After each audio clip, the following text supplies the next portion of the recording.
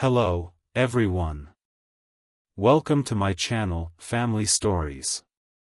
I hope you enjoy the content, get lots of pleasant emotions, and have a fantastic time. Let's get started. Let's go. I woke up thinking it was just another normal morning, until my sister told me I'd been missing for an entire year. A year I couldn't remember. But the truth wasn't that I'd been gone. It was that someone else had been living my life for me. Part 1. The morning that wasn't. I woke up to the sound of rain tapping against the window. Same bed, same blanket, same faint smell of coffee drifting from the kitchen. Everything felt ordinary. My phone was on the nightstand, still charging. I glanced at it, expecting to see yesterday's date. It wasn't yesterday's date. It was March 17th, which would have been fine, except the last thing I remembered was going to bed on April 3rd of the previous year. I sat up too fast, the room tilting. My heart was thudding like I'd just run a sprint. I unlocked my phone. Hundreds of missed calls, unread messages, and voicemails. The battery percentage said 100%, but the wallpaper had changed. I didn't even remember taking that photo. It was me, standing next to a car I didn't recognize, smiling, wearing clothes I didn't own. From the kitchen, I heard a sharp intake of breath. I turned my head, and there she was. My sister, Sarah, staring at me with wide eyes like she'd seen a ghost. "Daniel," she whispered. "It's been a year." I opened my mouth, but nothing came out. Then she said something that made my skin crawl. "You came back, but it's not the first time." Part 2. The first time. Her words hit me like ice water. "Not the first time. What do you mean?" I asked, my voice sharper than I intended. Sarah didn't answer right away. She put the coffee mug down on the counter, but her hands were shaking just enough for me to notice. "You've vanished before. For days. Weeks. But never for this long. This time it was 12 months. "That's insane," I said, forcing a laugh that didn't feel real. "I was here. Yesterday." She cut me off. "Yesterday for you, maybe. But for the rest of us, it was the anniversary of the day you disappeared. We even had a memorial." I stared at her. "A memorial? For me?" She nodded slowly, eyes glassy. "We thought you were dead. And then last night, you just walked into the house, unlocked the door like you'd been gone an hour. You looked exactly the same as the day you left." A knot formed in my stomach. "What about work? Friends? Hasn't anyone? They all think you're crazy. Or dangerous. Because the last time you came back, you didn't remember where you'd been either. You just moved on. Like nothing happened." I rubbed my temples. My head felt heavy, like my brain was wrapped in wet cotton. "Sarah, you're telling me this has happened before, and I never." "That's not all." She hesitated, then slid her phone across the table toward me. On the screen was a news article from 3 months ago. The headline read, "Local man connected to unsolved disappearance, again." And below it was my photo. Part 3. The suspect. My own face stared back at me from the article. The same crooked half-smile I'd seen in that strange wallpaper photo on my phone. But in this picture, my eyes looked different. Colder. I scrolled down, my hands trembling. The article said I was wanted for questioning in connection to the disappearance of a man named Elliot Crane, who went missing last December. The police weren't calling me a suspect outright, but they noted a pattern of unexplained absences in my history. "This is insane," I muttered. "I've never even heard of Elliot Crane." Sarah's voice was low. "They say you were seen with him. Twice. The second time was the night he vanished." "That's impossible," I said, but my stomach twisted because I couldn't prove it. She crossed her arms. "The worst part? There's footage, Daniel. Security cameras. You walking into a bar with him. And leaving without him." I felt my mouth go dry. "Show me." Sarah hesitated, then pulled up a grainy video on her phone. And there I was. Or someone who looked exactly like me. stepping through the bar's front door, clapping a man on the back like we were old friends. I studied the other man's face. Strong jaw, dark hair, a small scar above his right eyebrow. I didn't recognize him, but something about the way he looked at me made my skin prickle. Sarah's voice broke the silence. "You really don't remember him?" I shook my head. But the truth was, I'd seen him before. Just not in real life. In my dreams. Part 4, The Dream Man. I'd never told anyone about the dreams. Not Sarah, not my ex, not even my therapist back when I still pretended to have a normal life. They always started the same way. I'd be standing in a dark corridor, the kind where the walls are too close and the air feels damp. At the far end, a single door would be slightly ajar, light spilling out. And just before I could reach it, a man would step out. The man from the video. He never said my name, never even spoke. But he'd smile, this slow, knowing smile, and gesture for me to follow him. I'd try, but no matter how fast I ran, the door would get further away. Then I'd wake up with my heart pounding, the sheets tangled around me like I'd been fighting something in my sleep. The first time I'd had that dream was 6 years ago. I'd dismissed it as nothing. But now, seeing him in the footage, in the real world, it wasn't nothing anymore. Sarah must have noticed my expression shift. "Daniel? What is it?" "I've seen him before," I admitted. "In my dreams. For years." She blinked. "You mean you recognized him from TV or something?" "No. I mean literally in my dreams. That exact face. Same scar, same eyes." She stared at me for a long moment, then shook her head like she didn't want to believe what she'd just heard. "Daniel, you've been gone for a year, you're tied to a missing person, and now you're telling me you dream about him? You have to go to the police." I wanted to tell her she was right, that the logical thing would be to explain everything, show them the footage, try to help. But deep down, I knew the truth. If I went to the police now, I might not come back. Part 5, The Key. I left Sarah's house that afternoon with my head spinning. The rain hadn't stopped, and the streets glistened under the dim light, making everything look just a little too unreal. I couldn't go to the police. Not yet. I needed something solid. Proof that I wasn't losing my mind. That there was a connection between me, Elliot Crane, and that missing year.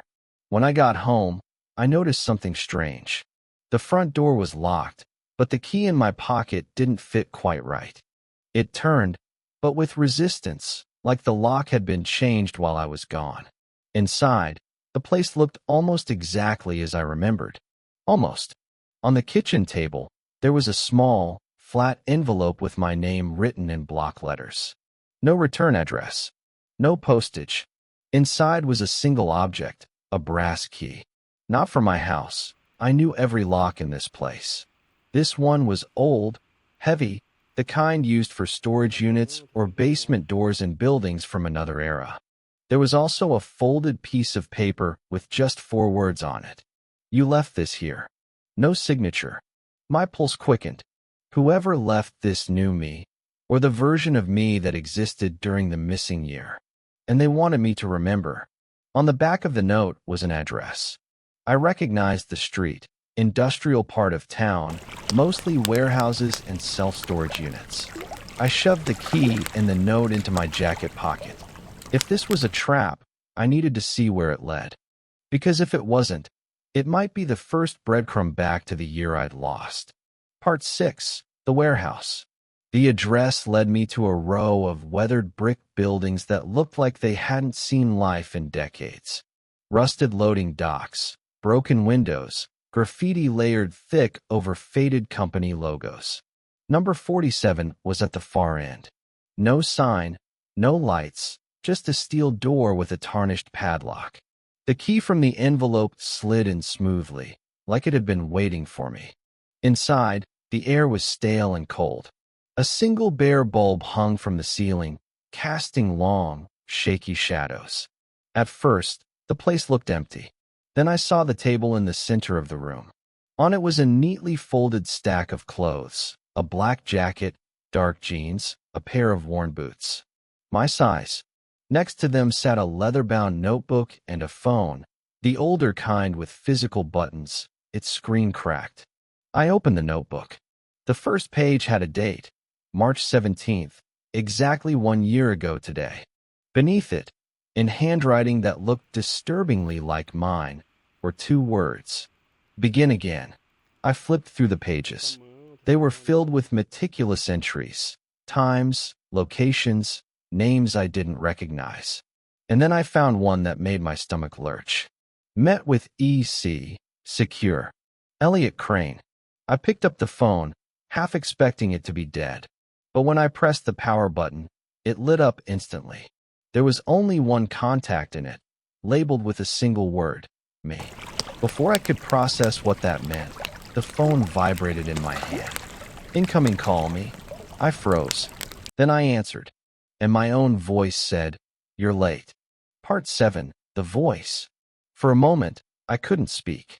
Hearing my own voice, older, rougher, but unmistakably mine, coming from that phone sent a cold rush through my chest. "You're late," the voice repeated, impatient. "Do you have the notebook?" My mouth went dry. Who is this? A low laugh. You know exactly who. Now listen, you've got 48 hours before they realize you're not me. The drop has to happen on schedule, or everything we've built collapses. I don't understand, I said. What drop? Who are they? The voice ignored my question. The clothes are for tonight. Wear them. Take the case from locker 312 at Union Storage. Use the back entrance. And Daniel. I stiffened. Don't let her see you. Not yet. The line went dead. I stared at the phone like it might explode in my hand. Every instinct told me to walk away, to burn the notebook, throw the key in the river, pretend none of this was happening. But there was one problem. The voice wasn't wrong.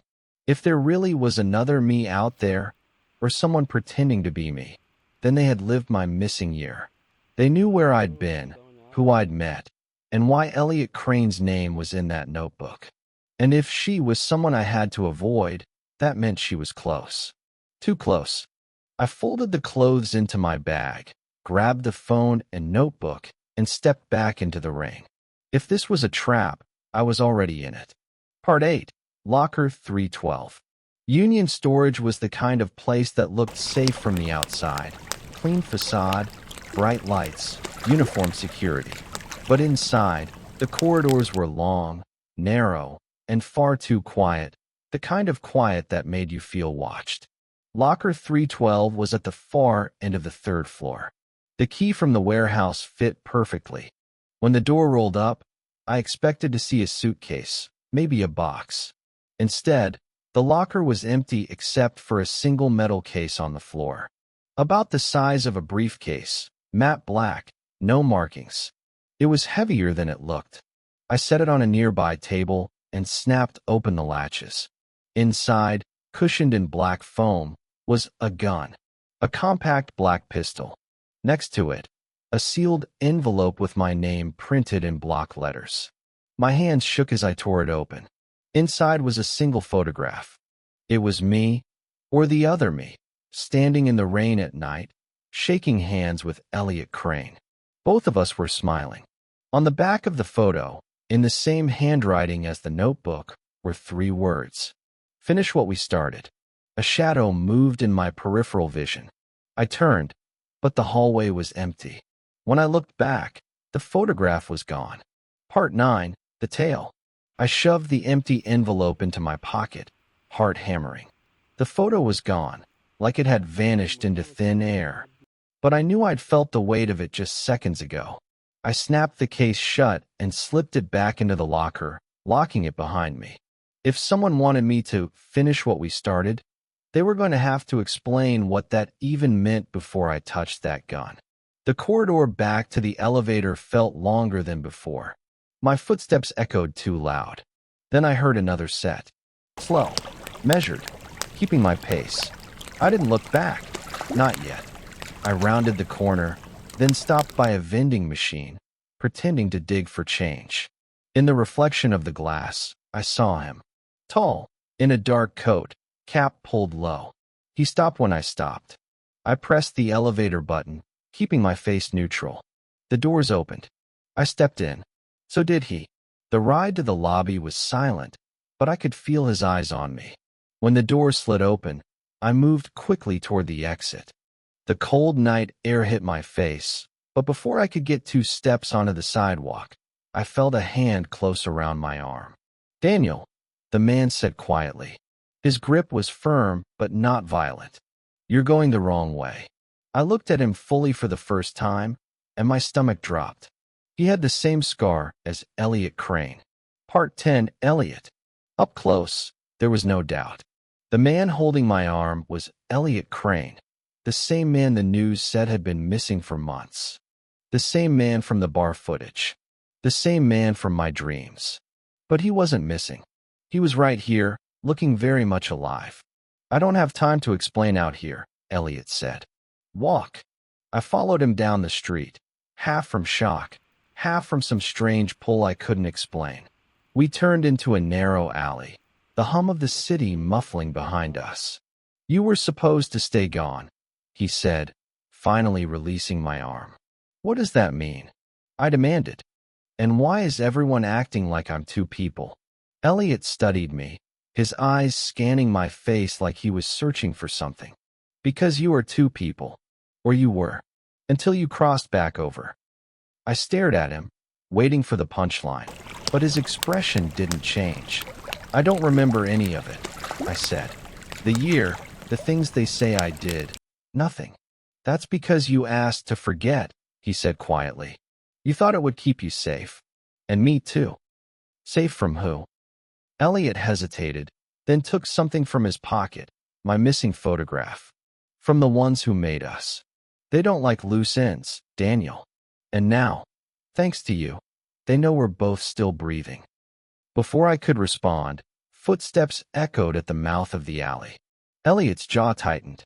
"They found us," he said. "And if you want to survive this time, you're going to have to remember." Part 11, The Fragments. Elliot didn't wait for me to agree. He grabbed my sleeve and pulled me toward the far end of the alley. The footsteps behind us grew louder, faster. We burst onto a side street just as a black SUV rolled to a stop at the curb. The doors opened. 2 men stepped out, moving with the kind of precision that screamed training. "This way," Elliot hissed, darting toward a stairwell that led down into the subway. We flew down the steps, my pulse pounding in my ears. Somewhere between the 3rd and 4th flight, I stumbled, and that's when it hit me. A flash. Not a memory. Not exactly. More like a film frame burning into my brain. I was in a dimly lit room, metal walls, the smell of oil and cold concrete. Elliot was there, but younger, his hair shorter. We were sitting across from each other, both wearing identical black jackets. Between us sat the same metal case I'd seen in the locker. I blinked, and the image was gone.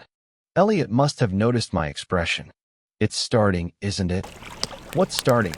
I gasped as we hit the subway platform. "The bleed," he said. "Once it begins, you'll get pieces back. But it won't stop there. You'll remember everything. The deals, the drop points, her. Her." The voice on the phone had told me not to let her see me. Before I could ask, a train screeched into the station. Elliot shoved me into the nearest car, and we pressed into the crowd. "Who are they?" I asked, watching the platform for the men from the SUV. "They're not after you," Elliot said, eyes scanning the car. "They're after us. And if they catch you before you remember, they'll make sure you never do." Part 12, Her. The train rattled through the tunnel, the fluorescent lights flickering overhead. Elliot kept scanning the car, his shoulders tense. At the next stop, a wave of passengers got off, leaving more space between us and the doors. That's when I saw her. She stepped onto the train like she owned it. Tall, dark hair pulled back, wearing a long coat that looked expensive but practical. Her eyes swept the car once, and then landed directly on me. For a moment, the world went silent. Another flash. We were in a hotel room, curtains drawn tight. She was pacing, speaking in low, urgent tones. I was sitting on the bed, the same notebook from the warehouse in my lap. She stopped, put her hands on my shoulders, and whispered, "If you forget me, you die?" The train lurched, snapping me back. Elliot saw my face and followed my gaze. His jaw clenched. "Don't," he said under his breath. "Look away." But I couldn't. She started walking toward us, slow, deliberate steps. People moved aside without her even asking. There was something magnetic about her, like the air around her was heavier. When she reached us, she smiled, but it wasn't friendly. "Daniel," she said, her voice low and smooth. "You've been gone a long time." "I don't." I started, but she cut me off. "Yes, you do," she said, her eyes locking onto mine. "And whether you like it or not, you're coming back." Elliot moved between us. "Not happening." Her smile widened. "Then you'll both die here." Part 13, The Fight. The train jolted, and in that moment she moved, faster than I thought possible. One hand went for Elliot's coat, the other for something at her waist. Elliot shoved me back, yelling, "Run!" But I didn't run. I grabbed her wrist just as she drew a slim, black blade. Her eyes met mine, and another flash slammed into my head so hard I staggered. We were in an underground room. Dim light, concrete walls dripping with moisture. She stood inches from me, holding the same blade. I was breathing hard, sweat on my neck. She whispered, "This is the only way out. Trust me." And then darkness.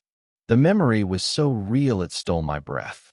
I didn't just know her face. I knew her touch, her voice, the way she moved. She hadn't been my enemy back then. On the train, she twisted her arm free and slashed toward Elliot. He ducked, grabbed a handrail, and kicked her back. A couple of passengers screamed, shoving toward the far end of the car. Elliot caught my eye. "Daniel now." But instead of running, I stepped between them. "Stop," I shouted. "I remember you." She froze, the knife still in her hand, her expression shifting from predatory to something else, something like pain. "Then you know why you can't stay here," she said. The train screeched into the next station. She backed toward the doors as they opened, the crowd pouring out. Before disappearing into the platform, she called over her shoulder, "You have 24 hours before they erase you again." And then she was gone. Part 14, The Fade. The doors closed, and the train rattled back into the tunnel. Elliot was breathing hard, gripping a handrail like it was the only thing keeping him upright. "She's right," he said. "We don't have much time." I rubbed my temples, trying to hold on to the flashes that had started to surface. The hotel room, the underground room, her voice. But even as I focused, the edges of those memories began to blur, like ink bleeding into water. "Elliot," I started, but then I forgot what I was going to say. Just blank. He saw it. It's starting.